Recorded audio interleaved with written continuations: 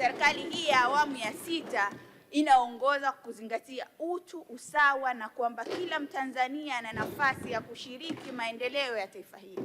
Mheshimiwa Waziri Mkuu, sisi Tanzania tumekuwa tukishiriki mashindano ya kimataifa ya watu wenye ulemavu ya michezo yanayojulikana kama Paralympic tokea mwaka 1992 kwa awamu tofauti, lakini hatujawahi kupata medali ya aina yoyote kwa kipindi chote hicho. Swali langu ni kwamba, je, serikali ina mikakati gani ya kuhakikisha kwamba inaimarisha michezo kwa watu wenye ulemavu ili tuweze kuleta medali ndani ya taifa letu? Asante. Mheshimiwa Waziri Mkuu.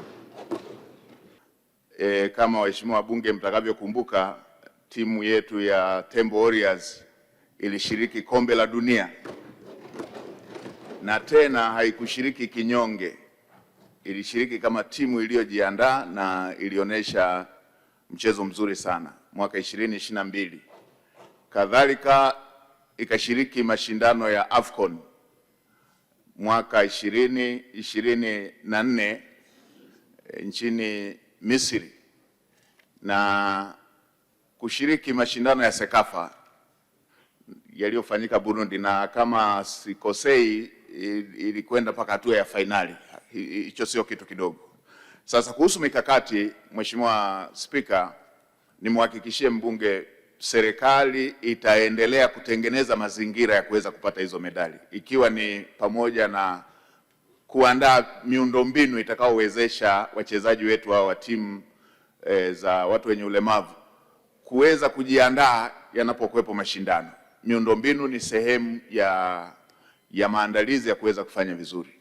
Lakini la pili, serikali itaendelea kuzisajili zile timu ili tuwe na wachezaji na kuzipatia vitendea kazi. Kama ambavyo umeona kwenye bajeti, tumeendelea kuandaa mazingira ya kuwa na uwezesho kwenye timu zetu za taifa.